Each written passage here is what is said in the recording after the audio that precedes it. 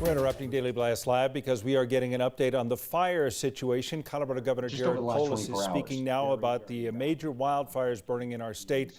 So let's listen to what the governor and some others have to say about the situation right now. Folks who are helping lead the response from the state level to share the latest information. And within the past half hour alone, Estes Park residents have been asked to evacuate. A major community. I've been to it many times, represented it in Congress. Nearly every Coloradan has passed through Estes Park, the gateway to Rocky Mountain National Park, a town that was also severely impacted by the floods of 2013. Before I introduce them, I want to thank the sheriffs, firefighters, and first responders for all of their work to protect Coloradans across the state. They're truly working around the clock to protect our communities. Today, we're joined by Scott Jalbert from the Rocky Mountain Area Command, Stan Hilke, the Public Safety Executive Director, Mike Morgan, Director of Fire Prevention Control, Kevin Klein, Director of Homeland Security and Emergency Management, Greg Hansen, the National Weather Service meteorologist who does really important work to talk about the overarching weather characteristics over the next week and for the foreseeable future. We also have the point people on different questions that you may have, members of the press that are on this call. Shoshana Liu, the CDOT Director, Road Closures, Past, Present, and Future. Chief Matt Packer of the Colorado State Patrol, also directing resources to help those most in need. General Laura Clellan, the Commander of the Colorado National Guard, is also with us to answer questions. Yesterday, the town of Grand Lake was asked to evacuate as the East Troublesome Fire moved closer to town. It's over 6,500 homes. Not all primary residences, but nevertheless, that's a lot of people. As of this morning, the East Troublesome Fire stands at 125,602 acres. That's up from 19,000 yesterday. That means the fire grew 100,000 acres, over 100,000 acres in the last 24 hours. This makes the East Troublesome Fire the fourth largest in state history, and it is only 5% contained at this point. It shows how quickly fires can move with the winds, with the weather, and why that is so important. My thoughts go out to the Grand Lake community, to Estes Park, to those impacted by the Boulder and Cameron Peak fires, to those who were impacted by the fires in western Colorado earlier this year. Our top priority is to make sure that residents of Grand Lake, other evacuated communities, those that remain unaccounted for, are safe. But that doesn't diminish our commitment to protecting the devastating loss of homes and property, as well as we try to create fire barriers at the local level to help prevent fires from expanding in areas that have more dense structures. Now I'll turn it over to Scott Jalbert in a minute, but I just want to give an update of the different fires and where they're at before I turn it into over to our Rocky Mountain Area Commander. The Cameron Peak Fire, 206,977 acres, 55% contained. The Calwood Fire, 9,978 acres, 24% contained. The Left Hand Canyon Fire, 460 acres, 43% contained. East Troublesome Fire, 125,602 acres. Middle Fork is 20,194. Williams Fork, 14,670. Ice Fire, 583. Scott Jalbert will give us an update on the East Troublesome Fire and the Cameron Peak Fire, along with the other 5 active fires across the state. Scott? Thank you, Governor. As he stated, I'm with Area Command, and our purpose is to coordinate the efforts within the fires within our area. Currently, we have 7 fires within our delegated area, which include Cameron Peak, East Troublesome, and the Calwood and Left Hand fires, including a couple others. Our objective is to make sure that we have good coordination amongst all the teams that are involved and all the agencies involved, and to make sure that we oversee the overall strategies and prioritizations of all the incidents. Our current focus right now, as everyone's well aware, we had a significant run on the East Troublesome Fire. I made over 100,000 acre run with critical rates of spread to impact many communities. Right now, we are tracking the fire from its heat signatures and through observations on the ground. We have confirmation that the fire is on the west side of the Continental Divide, which we are working on coordination between that fire and as it can potentially impact the Cameron Peak fire. The fire is continuing to grow and threatening Estes Park. And fires also starting to come from the south and make a move that way. The significant push of these fires is caused by obviously the winds.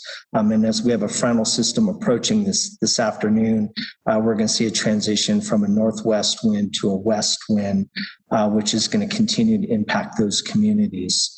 This evening, as that frontal passage goes by, we will see sustained winds from 25 to 35 miles an hour. We're currently in a red flag condition. That red flag condition will hopefully expire this evening, but we're still going to see critical fire behavior in the next 36 to 48 hours. We do expect obviously some positive weather for us, which is some rain and snow that will come through the weekend, which will obviously help efforts on the ground. So our main focus right now is trying to move resources amongst all the different incidents, as some incidents are, as an example, as the Cowwood incident, the left-hand incident, as things are calming down there, we're able to move resources from that fire to East Troublesome and Cameron Peak where necessary. So we're focusing on those efforts. And as soon as we get resources into the area, we will assign those resources to those two main fires. The Cameron Peak fire continues to move northward and also towards the south, again, being driven by those critical winds. So our main strategy right now is to focus on life, making sure that everyone's evacuated out of the areas, trying to get them out as quick as possible, protection of life and communities, trying to do point protection where we can. As stated earlier, we do not have enough resources to completely envelop this fire. These are very large fires, so we're in a defensive mode, trying to protect what we can. And then as the weather comes about, that's going to really help our efforts to be able to tackle it head on. That's what I have. Thank you. That was Scott Jalbert, Rocky Mountain Area Commander. We now have Stan Hilke with the Colorado Department of Public Safety to talk about the state collaboration with specifically Red Larimer and Boulder is impacted by the fire. Stan? Thank you, Governor. Appreciate the opportunity to be here today. I want to just explain sort of the role of the State Department of Public Safety in fire in Colorado. We have several different divisions that are engaged heavily with all of the fires in Colorado, and it just depends on whether or not it starts on federal land or state or private land. But in any event, we engage with whoever is managing the fire, whether that's federal or local, until it overwhelms the locals, and then we become more actively engaged in the management decisions of the fire. We have members of our Division of Fire Prevention and Control that get actively engaged in fighting the fire with fire apparatus, fire aviation assets, and managers that help coordinate mutual aid response in the surge of resources into the fire. We also have the Division of Homeland Security Emergency Management that engages in consequence management, runs the State Emergency Operations Center, and engages with local emergency management to deal with things like sheltering and recovery and response as well.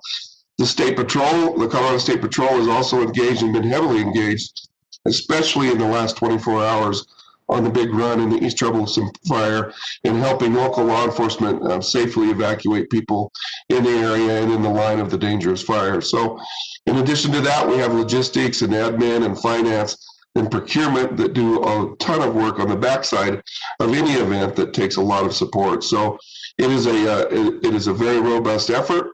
we lean in and help and coordinate with the locals, coordinate with incident management teams, and try to provide and support in any way possible that we can. So with that, I think that several of those division directors will be speaking following me, and I'll turn it back to you, Governor. Thank you. For those just joining, yesterday evening, last night, we activated the Colorado National Guard to assist with search, rescue, aerial reconnaissance for the East Troublesome Fire. We are talking about the several fires in our state, but Cameron Peak, some of the Boulder fires, but in particular, one that has experienced 10x growth just in 24 hours. I want to turn over to Mike Morgan, the Division of Fire Prevention, Division of Fire Prevention and Control. Mike. Thank you, Governor. I appreciate that. I'll speak a little bit to the incident priorities first. The incident priorities for us are first and foremost life safety, incident stabilization, and property conservation. Our division's role is to support the local fire departments, the sheriff's department's needs, and to coordinate with our state and federal partners. As a wildfire grows in size and complexity, responsibilities for the management of the fire change. It begins as the fire chief's responsibility until it exceeds his or capability, and then it transfers to the sheriff. Once it exceeds the sheriff's capability, it's transferred to the director of the Division of Fire Prevention and Control. The division provides support to our local partners prior to the fire exceeding their capability and transferring through our fire management officers, our engine programs, our modules, firefighting helicopters, single engine air tankers, the large air tanker, and our multi-mission aircraft. First slide, please. Actually, go to the second slide, if you would, please. While our goal is to catch threatening fires before they get large, under current conditions, we just cannot catch them all. The division has assumed control on 16 different fires so far this year, and we're working closely with our local, state, and federal partners to coordinate response and incident management efforts. And this map shows some of the fires that we've had in Colorado over the year. If you go to the next slide, it speaks a little bit to the East Troublesome Fire, which is what we're here kind of about to do.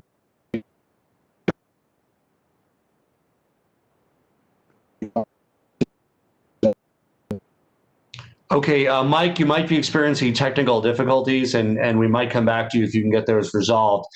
This is the next presenter. It's very important. While it's somewhat humbling for humanity in the face of massive fires, our interventions help save buildings, save lives, but in the unpopulated areas, largely success in eliminating the fire ultimately depends on Mother Nature. What is the weather, the wind, the precipitation? It was very specifically the winds and conditions that led to the rapid growth of the East Troublesome Fire. We have from the National Weather Service, meteorologist Greg Hansen, who's going to talk about what's in store with regard to our fate over the next few days with regard to these fires, as well as the weeks and months ahead. Greg?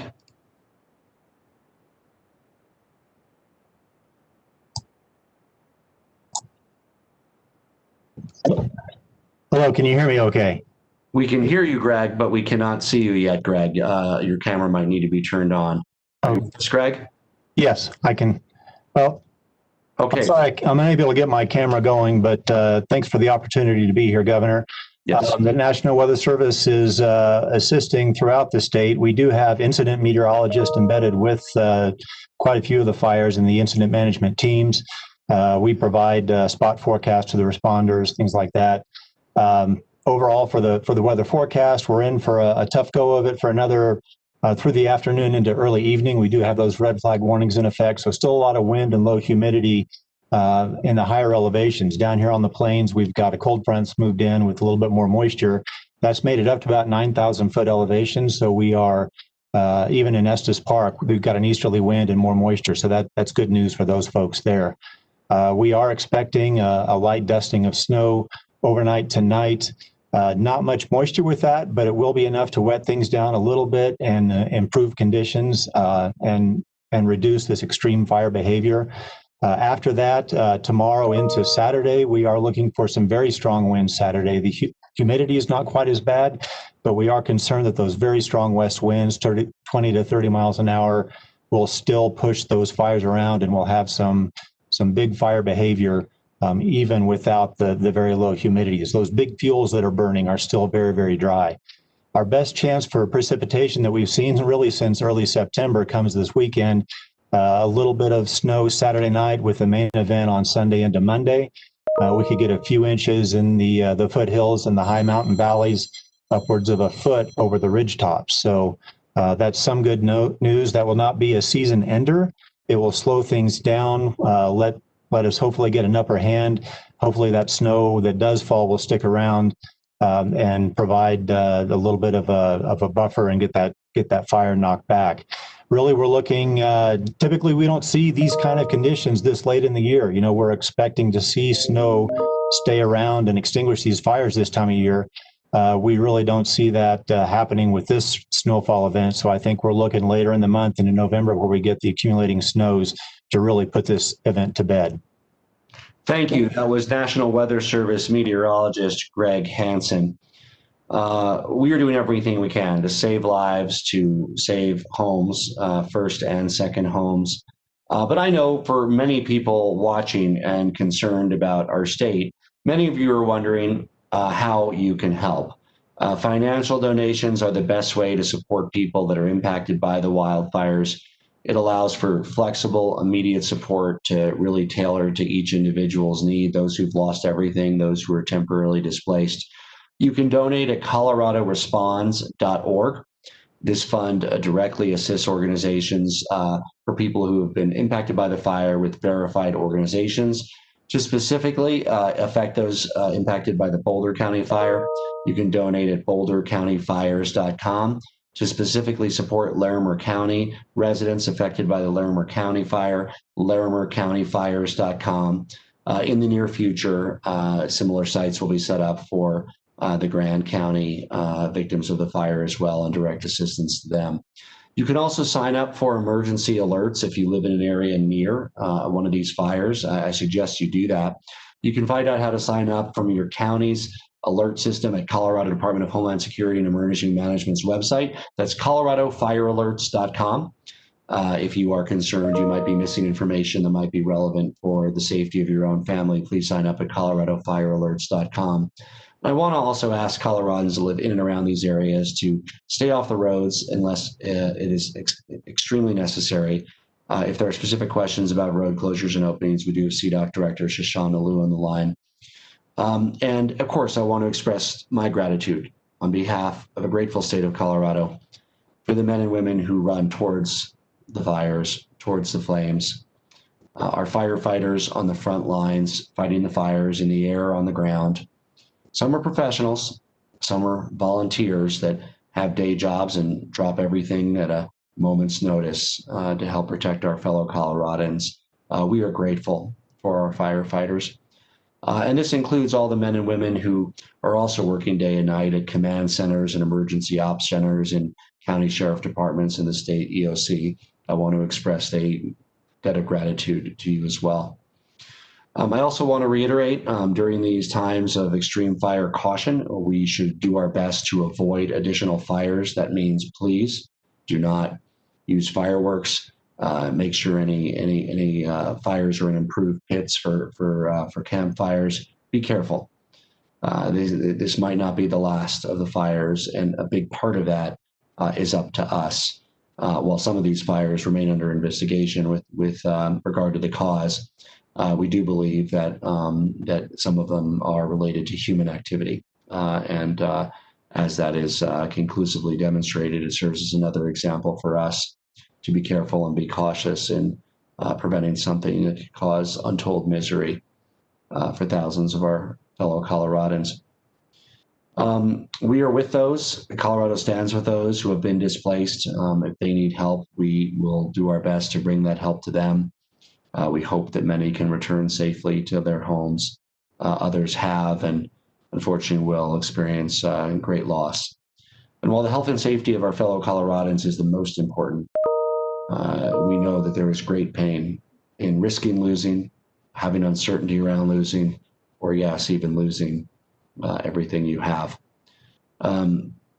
This year, we've seen many smoke advisories as well, poor air quality. I just want to remind my fellow Coloradans to, especially in areas that are experiencing poor air quality, which is much of our state, avoid outdoor exertion, minimize exposure.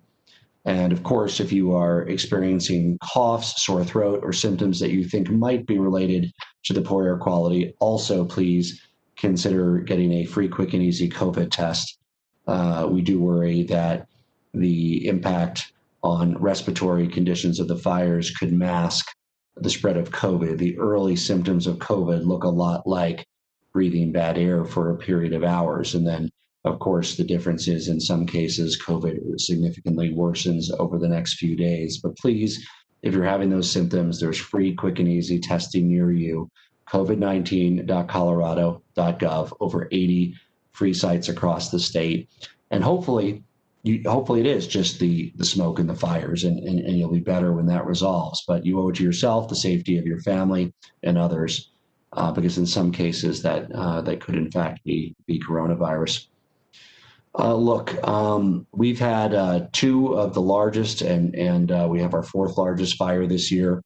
And while that is an unprecedented fire year, especially in the midst of a global pandemic where we're taking extraordinary measures at the encampments to keep our firefighters safe from coronavirus, we are working closely with local communities to make sure they have the support they need, and will continue to do so in the aftermath and rebuilding phase from these fires.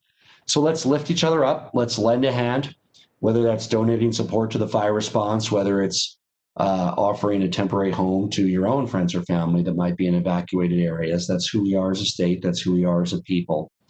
And I know I say this a lot, and it certainly bears repeating. No matter what, know that we're all in this together. We're going to get through this together as a state. Now, I'm happy to open it up to questions for any of our fine panelists and the others that join us with specific areas of expertise. Thank you. Hello, Governor. This is Vinny Del Giudice at Bloomberg News in Denver. What role is climate change playing in this year's fires? Thank you very much. Thank you for the question. We also will have a brief update from our emergency manager, Kevin Klein, in a moment. We are seeing drier, hotter conditions in our state. We are experiencing a statewide drought that leads to climate conditions that are ideal for the rapid growth of forest fires. That's one of many reasons that Colorado should be and is a leader on reducing our carbon emissions and being a constructive partner of the federal government and the world in helping to meet aggressive carbon goals to reverse this trend before it becomes even harder in Colorado to prevent the kind of fire season that this year we might call historic. But with some of the scenarios for climate change without successful intervention would become more the norm in the future. Kevin Klein, the Director of Homeland Security and Emergency Management, is going to discuss our emergency operations support, including sheltering operations and damage assessment. And we'll go to Kevin. Governor, thank you very much. Appreciate the opportunity to be here. State Emergency Operations Center is activated at level 2, which is our second highest level. We've been activated since the beginning of the COVID response, and we are actively engaged in operations on the fires. Our first priority is life safety. We are supporting search and rescue operations that ensure that residents of the affected areas are accounted for. These efforts include state and local first responders and the Colorado National Guard. As far as evacuation planning, we're working closely with CDOT and local government on that. As there are certain areas like in Estes Park, a small area that is being evacuated, and we're doing that in a staged manner, so it's all planned out. We're working to secure additional firefighters and fire engines with the Division of Fire Prevention and Control. We're currently supporting Grant County Emergency Operations Center with additional personnel, both from our office and the Colorado National Guard. We do have hotels that we have secured. We've got another 278 hotel rooms for people that need evacuation. With the COVID response, we are making sure that we're doing our sheltering to the extent possible in non-congregate settings. So we're trying to make sure that individual families are kept individual. We'll start conducting damage assessments as soon as possible, and that will lead us to working with FEMA for a potential major disaster declaration. We will work with you, Governor, and our local partners to put that information together. I do want to say that those damage assessments do take some time. So we'll make sure that we get all of the damages that we can catalog in those assessments for any requests for further federal assessments or aid, I'm sorry. We will conduct damage assessments we are conducting them in a variety of fires right now, and we'll continue to roll those out as conditions allow. Our State Recovery Task Force is engaged, so they're starting to work on their projects, particularly looking at watershed and things like that, critical infrastructure. We've got our critical infrastructure crews out looking there too. Just wanted to let everybody know that recovery operations, though they've started, they will take some time. Rebuilding takes time, but we will start as soon as possible, and we're committed to bringing the communities back to the best of our capability. We've got a great team with all state and federal partners and our local government partners that will be working on that. So thank you, Governor. That's my presentation. Thank you, Kevin. The website to help, coloradoresponds.org, coloradoresponds.org. Next question. Oh, hi. I think this is me, Lori Jane Gleha from Fox 31. I have two quick questions. One's for the governor. Everybody's always interested in the super tanker, and I just wondered what conversations you've had with the Forest Service or the governor of California to see whether that could be brought to Colorado. And then for Mike Morgan, I wanted to know what the state should have done or could have done to mitigate these fires. Could there have been more prescribed burns where there were pine beetle infestations? So we have a variety of equipment that we deploy in these kinds of scenarios. I will defer to the team on the types of equipment and how they're deployed, including potential use of super tankers. Would that be Kevin or Stan on that? Actually, I think Governor Mike Morgan is the best one to answer. Okay, Mike, if you could talk about the different kinds of equipment and how those are best utilized at different inflection points. Sure. Thank you, Governor. And I apologize for the technical difficulties earlier. So to Global Supertanker, that aircraft is in California. We have a call when needed agreement with Global Supertanker, so that aircraft can be utilized in Colorado. That is based upon the availability of the aircraft, and the aircraft is currently tied up being used in California and hasn't been released where we can use it here in Colorado. So we have the ability, we just don't have access to it right now. Let me also, though, clarify, and this is important, when a fire grows from 10,000 to over 100,000 acres in a 24-hour period, there is not any potential resource you can throw at it that can change the trajectory of that fire. That is a rapid growth of the fire. They help with early suppression, they help with perimeter control, they help protecting population centers, but they do not change a 10x expansion of a fire over a 24-hour period. Governor, this is Stan. I'd also just remind us all that this year, for the first time ever in one of the executive orders, the governor authorized the money for us to have an exclusive use contract with not a super tanker, but a heavy air tanker this year that we used extensively on all of these fires and on many other fires that have been since contained. So we try to use all the toolboxes, or all the tools in our toolbox to bring to bear everything we can, especially on initial attack, so that we can try to knock the fire down before it becomes a big fire. Hi, Marianne Goodland with Colorado Politics. To whomever can address this, do we have any idea what the cause of the East Troublesome fire was? This is Mike Morgan. Right now we have our fire investigators up there assisting with that investigation. It is believed that it's going to be ruled as human cause, but we're still working through those details, and there's not a final determination on that as of yet.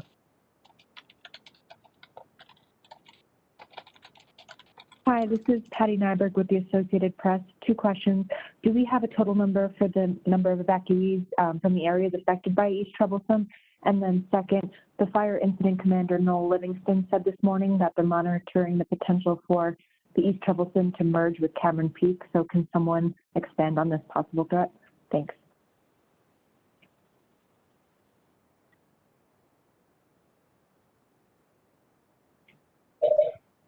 This is terrible. The number of people that were evacuated on the East Troublesome fire, I don't have the number of people. We do know that there were about 6,500 homes that were within the evacuation area. We're told by the assessor's office that about 60% of those homes were secondary homes, and we don't know whether they were occupied or not. So that's part of this effort to get in after this significant sort of historical event to find out, you know, where everybody is, who was up there, who was not, and determine that. And I'm sorry, the second half of your question?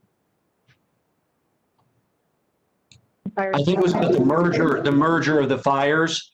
That's correct. You might address that. We might also have the meteorologist address that from a wind perspective, but do you want to go first, Dan?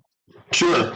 Yes. The distance between the eastern edge of the East Troublesome fire and the southwest edge of Cameron Peak now is only 10 or 12 miles right now. And so there is some concern about that. What is mostly of concern right now is what happens with it. Does it burn down towards Estes? And as you heard the governor say, there's a small part of the western edge of Estes that is now under the evacuation order. We're monitoring that very, very closely and trying to make sure that that is handled in a really thoughtful and progressive way so that we don't cause a panic or anything like that. The fire managers are also highly aware of the potential for those 2 fires to emerge.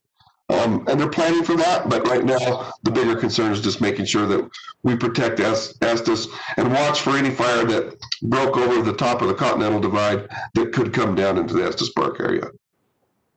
Look, we'll never be so thrilled to see snow in Colorado as we will be to see snow this weekend. So let's hope for the best. People's property and lives are at stake. Next question.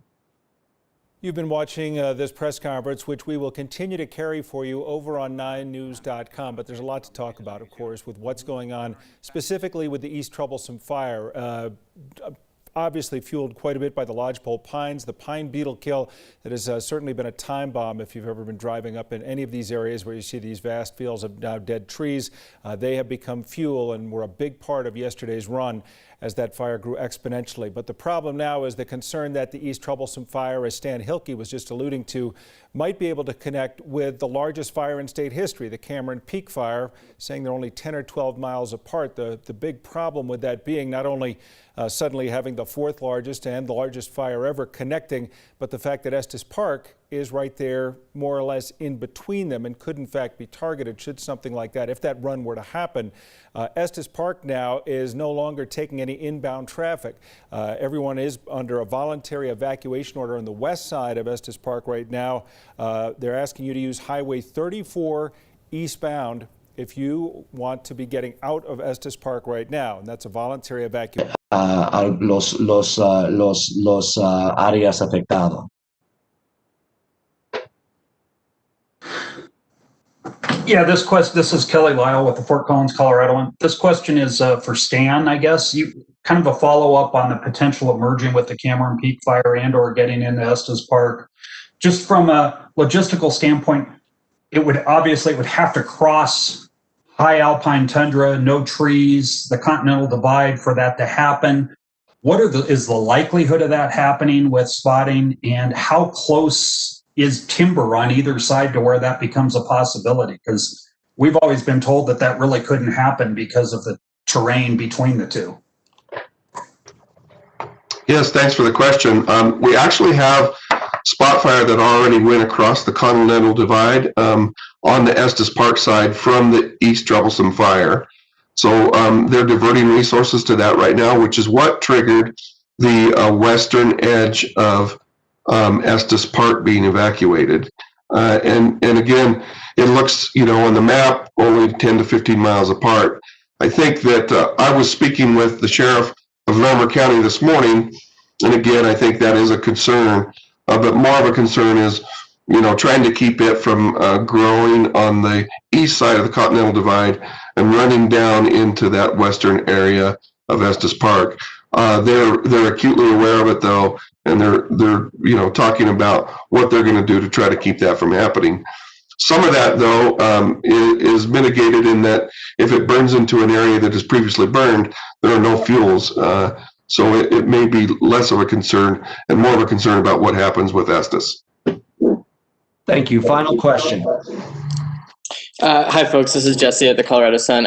Can you just talk a little bit about how threatened Estes Park really is? It looks like the evacuation zone has actually been moved into downtown Estes Park now, not just the western side. And I'm also wondering if someone can address just the challenges posed by beetle kill, and if that makes things worse or changes fire behavior, or if it's just something that firefighters have to be more careful about. Thank you. I'm going to address evacuations generally, and then I'll turn it over to the team. From a safety perspective, we always want to err on the side of evacuation. We hope that nobody who's evacuated loses everything they have. But most importantly, we want to make sure that lives are not lost. And so areas that are under voluntary evacuation and under areas that are under mandatory evacuation, we encourage everybody to take that with the seriousness that it deserves, to get out, to be safe, to grab what you need, and hope for the best. And of course, the vast majority of people who are evacuated from fires return safely to their home, as most have in Boulder County, as some have in parts of Larimer County. But there always is a significant risk. We want to make sure we err on the side of safety. With regard to the specific evacuations from Estes Park, I'll turn it over to the team to address, but they would broadly be characterized by the same hope that we have for all those who are evacuated to be able to return safely home. Hi, this is Greg from the National Weather Service. As far as Estes Park City is concerned, I'm optimistic for them. They are in a layer of cooler temperatures, easterly wind that will help keep the fire out of the city itself. However, we still have those very strong winds over the ridgetops. So those two air masses are kind of combating itself. So I think we'll see the fire stay still active in the higher elevations of the Rocky Mountain National Park itself. And some of those, it's still, heed the local evacuation orders because it's going to be close there on the western edge of the city. But I think the city itself will be okay. And Jesse, what was the second part of your question?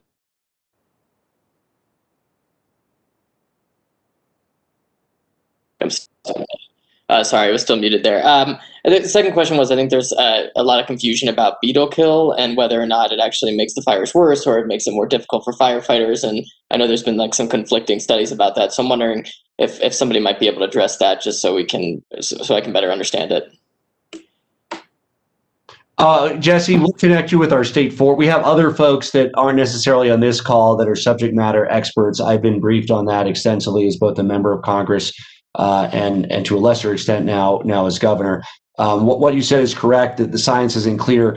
The tree density and the fuel density is critical, whether they're alive or whether they are killed in terms of where it spreads. But we will connect you with the subject matter expert on the prevention side, probably most likely from our forestry office at CSU and others after this call with regard to the up-to-date science around pine beetle kill. For those who want to help, coloradoresponds.org. It's time to open our hearts to those who are directly affected, to those who cannot return home, to those who will not be able to return home, to those who live with great uncertainty in the moment, and to those who have lost everything. I know that we will hold them not only in our hearts, but we will do everything we can as a state to show that we stand up for our fellow Coloradans in their time of crisis, in their time of need. Thank you for joining us.